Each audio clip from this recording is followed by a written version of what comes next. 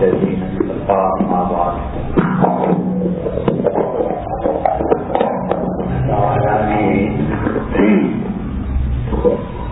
جن حضرات کو نبوت سے سرفراز فرمایا ان میں سے حضرت شعیب علیہ السلام کا تذکرہ چل رہا تھا اور حضرت شعیب علیہ السلام کے ان کی قوم نے جو الزامات لگائے ان میں سے ایک بات انہوں نے یہ کہی کہ شعیب کیا تمہاری نماز تمہیں یہ سکھاتی ہے کہ ہم اپنے مال کا جو کرایہ وصول کرتے ہیں اس کرائے کو چھوڑ دیں؟ مکان کا کرایہ، دکان کا کرایہ، شریعت یہ کہتی ہے کہ ایک چیز بن گئی اور جتنی اس پہ لاگت آئی تم اس کے مطابق اس کا کرایہ وصول کرتے ہو اور یہ جائز ہے.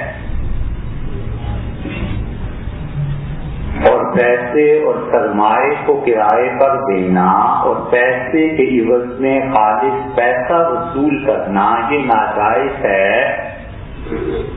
اور یہیں سے سود کی راہ کھلتی ہے.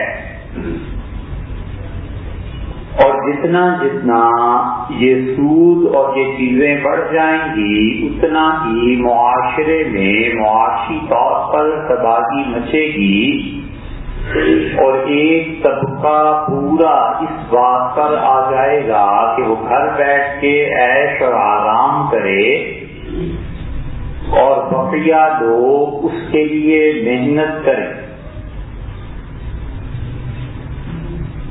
اور دوسری چیز انہوں نے یہ کہی کہ دیکھو شعیب تمہارے پیروکار جو ہیں اِلَّا الَّذِينَ أَرَاذِلُنَا ہماری قوم کے وہ لوگ ہیں جو نچلی ذات سے تعلق رکھتے ہیں. کوئی موچی ہے، کوئی دھوبی ہے، کوئی درزی ہے، کوئی جلاحہ ہے، یہ سب لوگ ہیں جو تمہارے ماننے والے ہیں. اور پھر تیسری بات ساتھ ملا دی کہ بادی الراش خود تمہاری بات میں بھی عقل نہیں ہے اور یہ جو کم درجے کے ذات کم ذات لوگ ہیں ان میں بھی عقل نہیں ہے. انگریز جب ہندوستان میں آئے تو قدر صغیر میں بدقسمتی سے یہ نظام چل رہا تھا اور مسلمانوں کے پاس جو ہزاروں ایکڑ زمینیں تھیں انہوں نے اپنی اپنی اسٹیٹ میں 600 ریاستیں تھیں جب پاکستان بنا اور ان 600 ریاستوں میں دھوبیوں کا محلہ الگ، درزی کا محلہ الگ، جلائے کا محلہ الگ. اور جو بات حضرت شعیب علیہ السلام کی کافر قوم کہتی تھی ان مسلمانوں نے اس میں کفر اختیار کر لیا. یہ مسلمان بھی سمجھنے لگے کہ جو دھوبی، نائی، درزی اور یہ ذاتیں ہیں یہ سب بے وقوف ہیں، ایسے ہیں ویسے ہیں. تو انہوں نے بجائے اس کے کہ شعیب علیہ السلام کی نبوت کی پیروی کرتے انہوں نے ان کافروں کی پیروی کرنے میں شروع کی. حالانکہ پیشہ کوئی عیب نہیں تھا سننا ہے.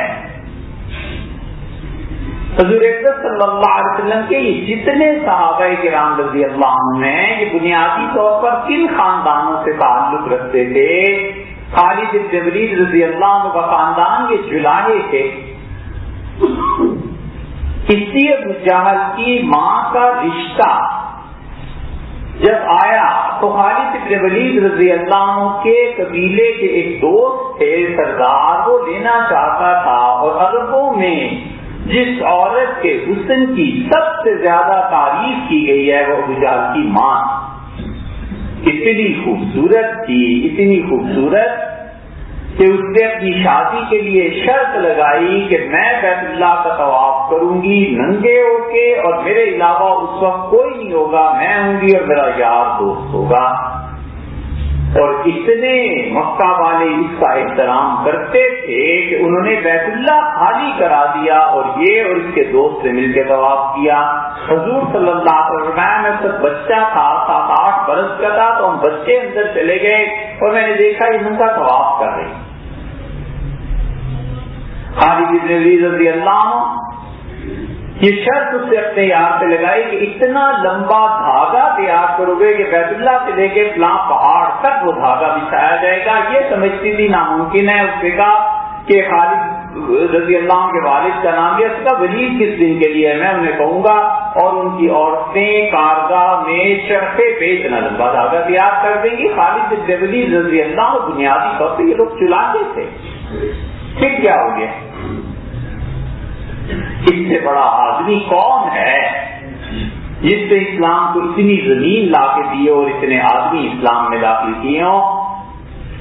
اور حال خالد رضی اللہ عنہ کو یہ تھا کہ قرآن پاک کی قرات میں ایک دن فجر پڑھاتے ہوئے غلطی کی تو کسی نے بعد میں کہا حضرت یوں نہیں یوں تھا لگ، فرمانے لگے کیا کریں، جہاد نے ہمیں تعلیم سے روک دیا، تم لوگ علم میں رہے اور ہم جہاد میں رہے، اس لیے مجھ سے غلطی۔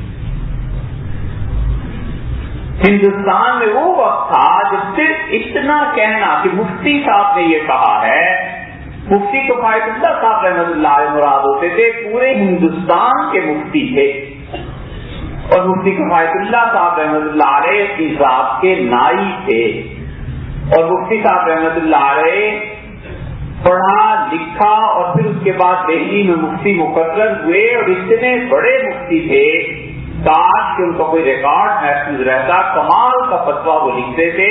اور مفتی صاحب نے ساری عمر کروشیے کی ٹوپیاں بنتے تھے ایک خاص وقت میں، اور جامع مسجد دلی پہ جمعرات کو فروخت کر کے وہ پیسے گھر والوں کو دے دیتے تھے، فرماتے تھے یہ پیسے رکھو بس اس ہفتے کی کمائی ہے۔ جمعہ پڑھاتے تھے، سبق پڑھاتے تھے، کبھی جو پیسہ لیا ہو فرماتے تھے حضور صلی اللہ علیہ وسلم سب سے اچھا حلال کا رزق وہ جو آدمی اپنے ہاتھ کی کمائی سے کرے۔ یہ معاذ بن جبل رضی اللہ عنہ جیسا آدمی یہ کیا تھے؟ زمیندار تھے، ہل چلاتے تھے، خطاف، حنفی فقیہ، اوقاف کے بارے میں مسجد وقف ہے، یتیم خانہ وقف ہے، خطاف سے بڑا آدمی ان پورے حنفیوں میں کوئی نہیں گزرا۔ اور خطاف کس کو کہتے تھے؟ وہ دن کو جوتے بانٹتے تھے، موچی تھے، جوتے بناتے تھے، اور شام کو بیٹھ کے لکھا کرتے تھے۔ جن ہی پیسے پورے ہوئے ایک دن کی خوراک کے بس اپنا ساری دکان بند کر کے اٹھ کے جا کے بیوی کو کہہ دیتے تھے کہ آج کے لیے کافی ہے، اللہ کل صبح سورج چڑھائے گا تو نیا رزق آئے گا، یہ لو اور میں اپنا لکھوں پڑھوں، پھر کیا کہنا ہے؟ حضور اکرم صلی اللہ علیہ وسلم کا اپنا قبیلہ قریش قصاب تھے، جانور ذبح کیا کرتے تھے، پھر کیا ہوا؟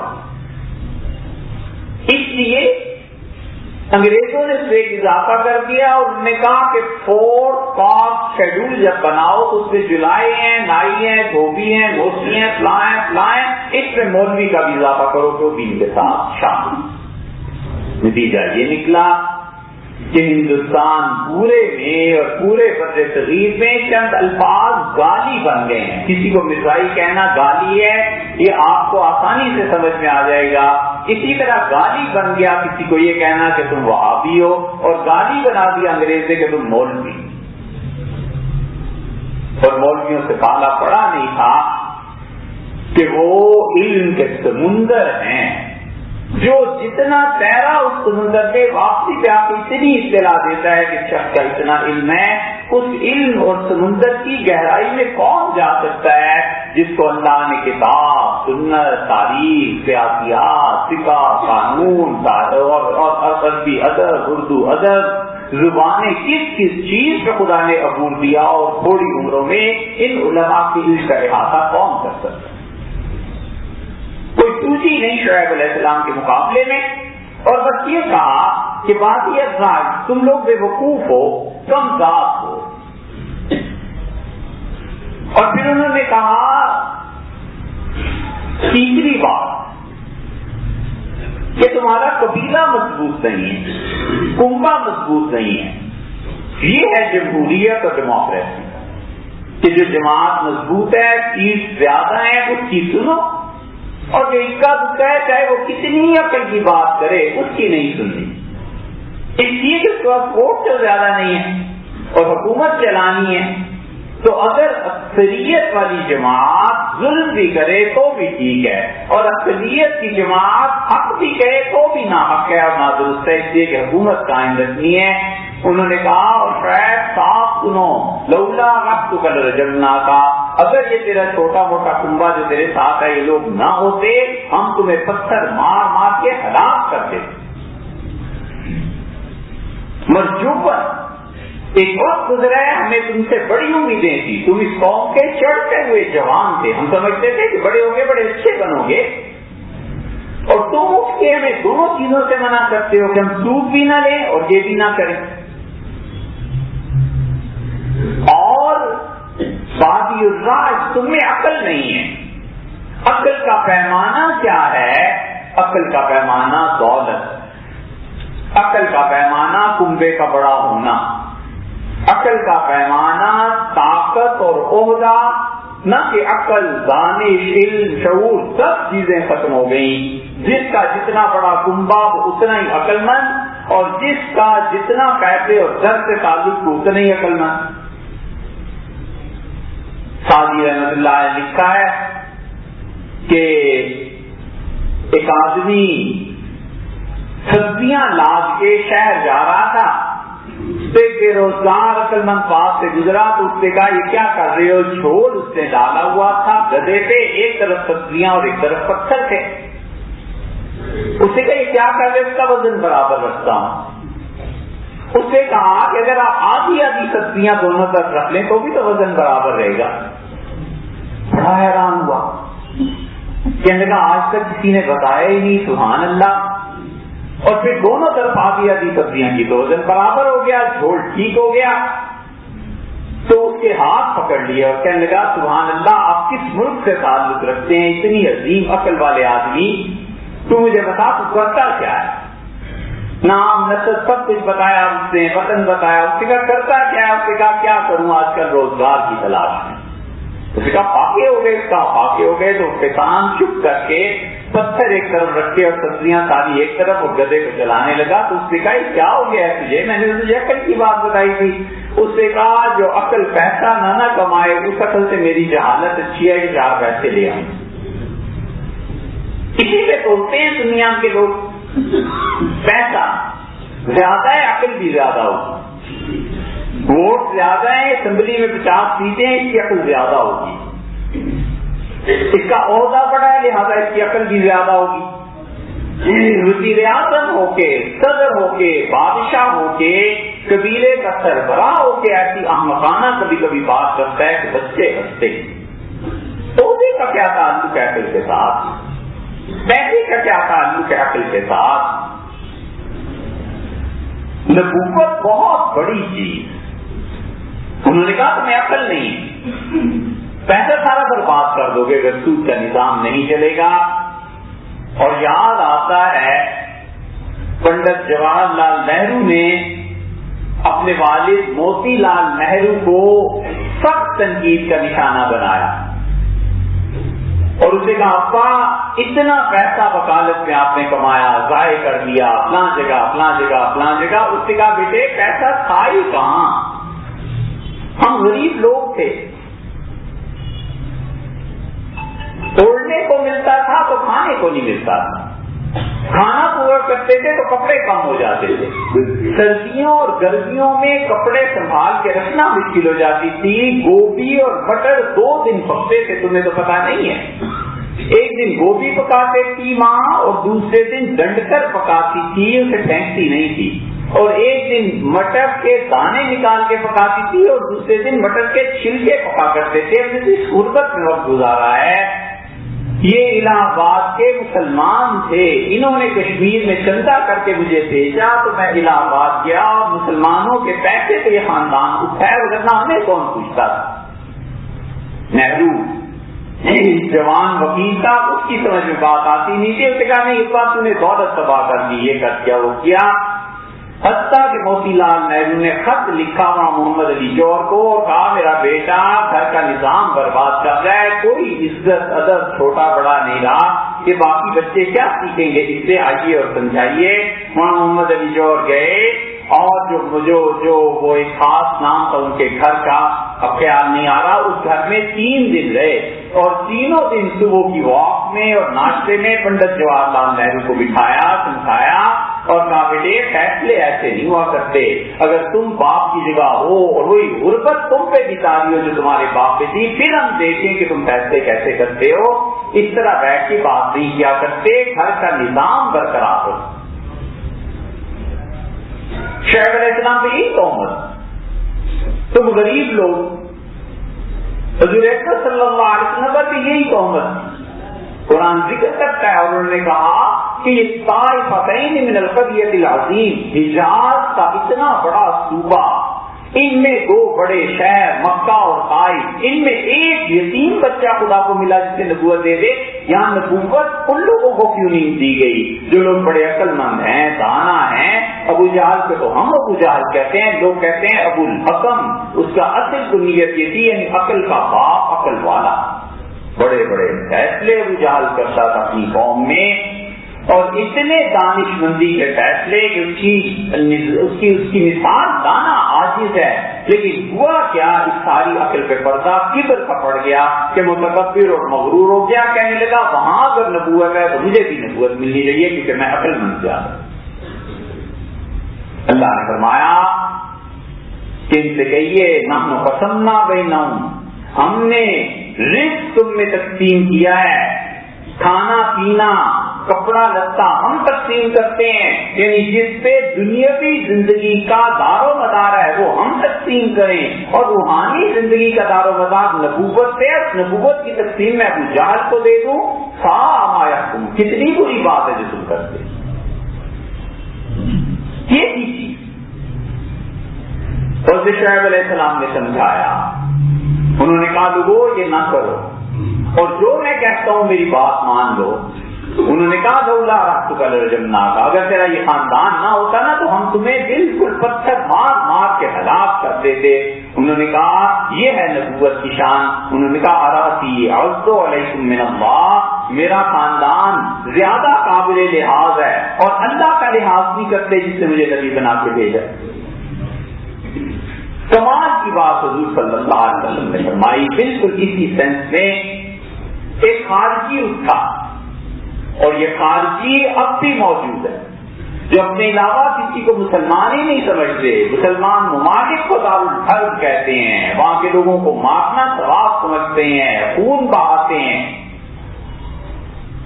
اور ملک کی اموال کو لوٹ لینا اور ملک کو تباہ کرنا بڑے ثواب کا کام سمجھتے ہیں۔ یہ خوارج کی ذہنیت قیامت تک ختم نہیں ہو سکتی۔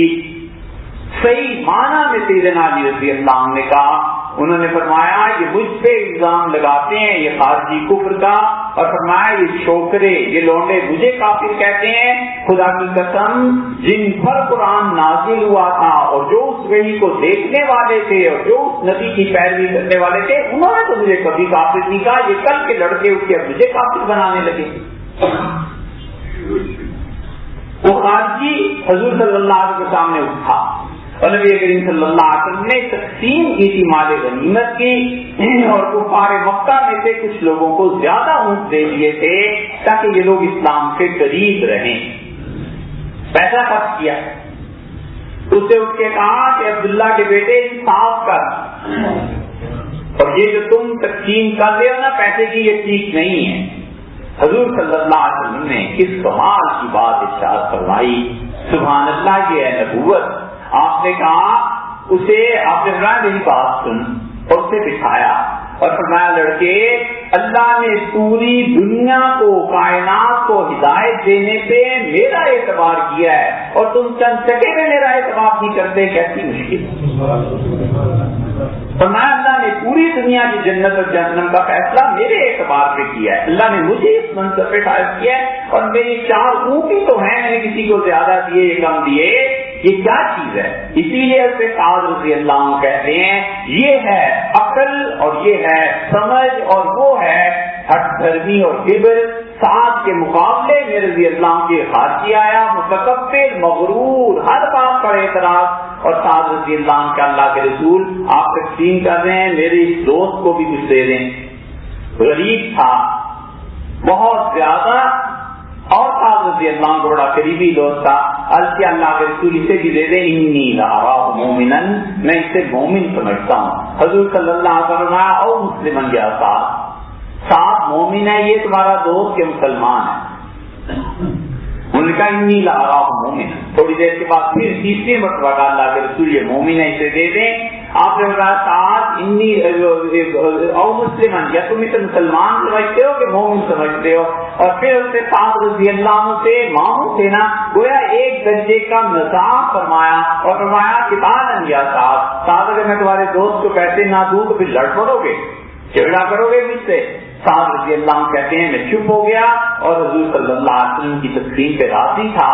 مجھے تنہائی میں بلایا اور مجھ سے کہا سعد سمجھا کرو میں کبھی کبھی کسی آدمی کو پیسے دیتا ہوں اور وہ اہل نہیں ہوتا اور اس کو میں محروم کر دیتا ہوں جو اہل ہوتا ہے تو یہ نا انصافی نہیں ہے بلکہ مصلحت اسلام کے پھیلانے میں اور اس ملک کو سنبھالنے میں یہی ہے کہ میں اس طرح کی تقسیم کروں. ان مصلحتوں کو تم نہیں جانتے میں جانتا ہوں. یہ خلاصہ ہے حضور صلی اللہ علیہ وسلم کے کلام کا. سعد رضی اللہ عنہ سمجھ گئے کہ اللہ کے رسول آپ بہتر سمجھتے ہیں ہم سے. اور وہ متکبر وہ کہتا ہے نہیں عبداللہ کے بیٹے یہ ہو گیا یہ ہو گیا یہ ہو گیا. اور حضور صلی اللہ علیہ وسلم فرمایا میں دیکھ رہا ہوں کہ اس جیسے رویے کے لوگ میری امت میں آئیں گے. احداث نو عمر لڑکے سیاہ داڑھوں والے اور خوب اللہ کی عبادت کرنے والے اور وہ مسلمانوں کے مال کو جائز ان کے خون کو حلال قرار دیں گے. سب ان کے منڈے ہوئے ہوں گے اور تم دیکھو گے کہ وہ شدت پسند لوگ ہوں گے. اور میں اللہ کا رسول تمہیں کہتا ہوں اللہ کی قسم ان کے قتل میں ثواب ہے اور اگر میں ان کو پالوں تو میں تو اس طرح ان کو قتل کروں جس طرح عاد اور ثمود کی قوم پہ خدا کا عذاب نہ آئے. یہ خارجیت ہے کبر ہے کہ جو سمجھے ہیں بس بالکل درست ہے. مار دو اس کو مارو اس کو مارو اس کو مارو. حتیٰ کہ سیدنا علی رضی اللہ عنہ کو شہید کر دیا. 3 آدمیوں کے لیے بھیجے عمر بن العاص رضی اللہ عنہ کے لیے. عمر بن العاص رضی اللہ عنہ پر کرتے تھے معاویہ تینوں جگہ قاتلانہ حملہ فجر کی نماز. ویسے معاویہ رضی اللہ عنہ پہ خارجی نے حملہ کیا اور سیدنا معاویہ رضی اللہ عنہ اس دن دیر سے نماز میں آئے تھے اس لیے بچ گئے. اور سیدنا علی رضی اللہ عنہ پہ اور سیدنا علی رضی اللہ عنہ پہ وہ حملہ اس کا کارگر ہوا. یہ خوارج سے شدت پسند اور یہ شدت پسندی اس وقت تک نہیں نکلتی جب تک کہ ان مذہبی لوگوں کا بائیکاٹ نہ کر دیا جائے. لوگ بائیکاٹ کر دیں کہ ہم شدت پسندی میں نہیں آئیں گے ہم تمہاری بات نہیں سنتے. جمعہ پڑھنا ہے یہ جا رہے ہیں آپ پڑھیے اور پڑھائیے ہم جمعہ نہیں پڑھیں گے ہم نماز تمہارے پیچھے نہیں پڑھیں گے اس لیے کہ تم ملک میں فساد اور فتنے پھیلانا چاہتے ہو. عام اللہ کے بندوں کے خون رنگ دینا بغیر یہ سوچے سمجھے اس کی بائی پروڈکٹ کیا نکلیں گی. ان عورتوں کو جو بیوہ ہو گئی کون سنبھالے گا. ان کے بچوں کی تعلیم کا بندوبست کون کرے گا. جو بیچارہ قرضہ لے کے دنیا سے چلا گیا ہے کہ قرضے کی ادائیگی کیسے ہوگی. امت کی رسوائی کیسے ہوگی. دین کی تبلیغ آگے کیسے بڑھے گی. اگر مسلمان آپس میں ٹکرانے لگے اور قتل کرنے لگے ایک دوسرے کو تو پوری دنیا میں کافر اسلام قبول کرنے سے رک جائیں گے کہ یہ ہے مسلمان جو ایک دوسرے کو مار رہے ہیں اور یہ سب تو غارت کری ہے. ان آفٹر افیکٹس کے لیے جو نظر چاہیے وسیع اور گہری وہ ان خارجیوں کے پاس ہوتی نہیں. بس ایک ہی سوجی ہوتی ہے کہ مارو قتل کرو. اور سیدنا علی رضی اللہ عنہ کو قتل کر کے نعرے لگاتے تھے یہ لوگ کہتے رو الی الجنہ رو الی الجنہ. جنت میں گھر ملے گا. علی کو قتل کیا جنت میں گھر ملے گا. یہ اب پتا چلتا ہوگا کہ کون سی جنت اور کیا خلافت راشدہ کو ختم کر اتنا بڑا گناہ کہ ہوا وہی جو ہوا. حضرت شعیب علیہ السلام کی قوم پہ عذاب آ گیا اور اللہ نے کہا اتنی شدید آواز آئی فریکوینسی آواز کی بڑھتی چلی گئی کان پھٹ گئے سب کے سب مر گئے. اللہ نے نے شعیب کو کہا کہ نکل جاؤ اپنے بچوں کو لے کے, اور وہ ان کے متبعین سارے چلے گئے, مکہ مکرمہ میں چلے گئے. اور سے شعیب علیہ السلام کو عمر کے آخری حصے میں پھر فالج ہو گیا. اور یہ جو مطاف ہے جہاں مسلمان طواف کرتے ہیں بیت اللہ کا, اس مطاف میں 300 سے زیادہ قبریں ہیں انبیاء علیہ السلام کی. حضرت اسماعیل علیہ السلام کی قبر بھی وہیں تھی. جب حکومت ملی سعودیز کو تو انہوں نے اس قبر کے نشان مٹا دیے, وگرنہ ان کی حکومت کرنے سے پہلے وہاں سے اسماعیل علیہ السلام کی قبر حتیم میں تھی. پرانے آپ سفر نامے پڑھیں تو سب آپ کو پتا چل جائے گا. وہاں پہ 300 سے زیادہ انبیاء علیہ السلام کی قبریں ہیں جن میں شعیب علیہ السلام بھی شامل ہیں. اور اس کے بعد اللہ تعالیٰ نے اور انبیاء علیہ السلام کا ذکر کیا, وہ انشاءاللہ